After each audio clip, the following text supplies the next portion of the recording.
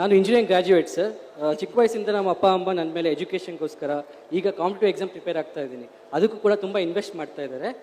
But ನನಗೆ ಏನಾಗ್ತಾ ಇದೆ ಅಂದರೆ because of privatization of PSUs we are losing a job. It is going to lose jobs because ತುಂಬ ಜನ ನಿರುದ್ಯೋಗಿಗಳು ದೇಶ ಸೇವೆ ಮಾಡೋಕ್ಕೋಸ್ಕರ ಸರ್ಕಾರಿ PSUಗಳಲ್ಲಿ ನಾವು ಕೆಲಸ ಮಾಡಿ ದೇಶ ಸೇವೆ ಮಾಡೋಕ್ಕೋಸ್ಕರ ಬಂದಿರ್ತೀವಿ. ಬಟ್ ಈಗ ಪ್ರೈವೇಟೈಸೇಷನ್ ಆದಾಗ ನಮಗೆ ಆಪರ್ಚುನಿಟಿ ಸಿಗಲ್ಲ.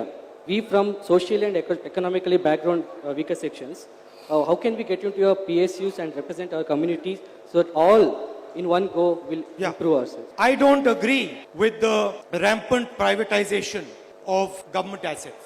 And if we are in power, we will not allow the rampant privatization of public sector units. And public sector units that are given the right space, right environment to operate in, that are given the freedom to operate properly, do perfectly well. ಇನ್ನೊಂದು sir, ನಾವು ತುಂಬ ದುಃಖದಲ್ಲಿದ್ದೀವಿ.